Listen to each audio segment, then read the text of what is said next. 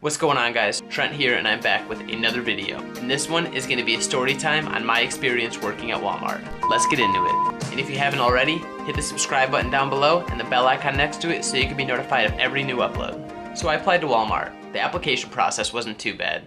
Just the standard questionnaire, filled out all your information, and a couple weeks go by. Finally, I get a phone call. They said I could start orientation a week and a half, 2 weeks later, something like that. So I get there, and it's the standard orientation. Watch a bunch of videos on policy, safety procedures, get your uniform. Another 2 or 3 weeks go by. This had been a month and a half I've been waiting to actually start work. Finally, I get the phone call saying I can start. So a couple days later, I go to start my first day of work.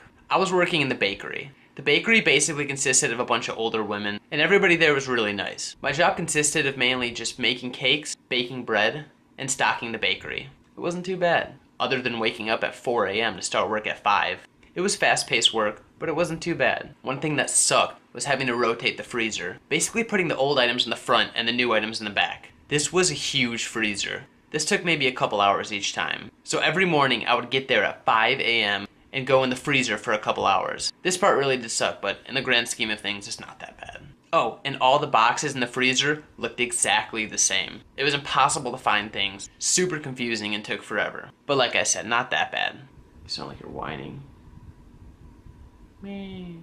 So far, work wasn't too bad. The people I worked with were super nice, but they had been warning me that management was pretty cold-hearted and savage. So far, management had been super nice to me. And I'm the type of person that goes off of what I see, not what I hear. The first time I saw what they were talking about with management, one of the ladies there needed a couple days off in the following week because her husband was having a medical procedure, and she asked for the days off in advance. Basically, they threatened her job. Her reaction was to cry. Mind you, this lady had been there over 25 years. I brushed it off and figured maybe it was a bad day or week for the manager. Little did I realize this would be a common theme throughout my employment there. Regardless, we didn't see the managers too much in our department, because all the ladies that were working there had been there a long time, so they didn't need much supervision, so they left training me to them. And each department had department managers, who were basically under the main managers, and just basically regular employees with more responsibility. These were the good guys. So some time goes by, and so far I'm enjoying it. I like my job so far. And besides that one isolated incident, I figured it was going to be a good job. So a few weeks go by, and I had labeled a cart of bakery items incorrectly. It didn't seem like too big of a deal, they just needed to be relabeled. It was maybe an extra hour of work that I needed to fix, and I had offered to stay and fix it.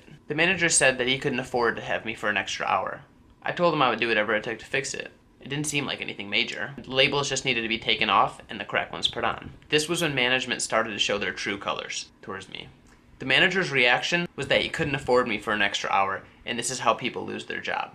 We hadn't even put the items out on the shelves yet. No customers had gotten the wrongly labeled product, and I was still new there. I'd only been there about a month. So regardless, they ended up having me stay anyways to fix it. Later in the week, they asked me if I was okay with what they call doing meats one day a week. I wasn't exactly sure what it meant, I just assumed it was stocking the meats in the meat department, which can't be that bad, so I said yes. I was trying to be a team player. So I came in that day to work in the meat department, and it was about halfway through my shift I realized what doing meat department meant. And this literally consisted of working in a freezer all day and stocking the meat out in the wall aisle. By myself, mind you. No more nice old ladies to talk to. So I had to wake up at 4 a.m. and work by myself in a freezer all day, stocking packages dripping with blood. Oh, by the way, at this point, they had taken me working in the meat department from 1 day to 2 days to 3 days to 4. I was only working in the meat department. And then they asked me if I could work overnights. And the way it worked here, you couldn't really say no. If you said no or disagreed with something that they asked you or said, then they would either cut your hours or take you off the schedule completely. This had already happened to 2 or 3 people at this point, and I had only been there about a month and a half maybe. So I started working overnights. The way my schedule ended up being is, so I would work one morning, 5 a.m. to 2 p.m. I would have a day off and then work overnights. Then I would have another day off, work a morning, have a day off, and work overnights. Needless to say, my sleep schedule was really starting to suffer.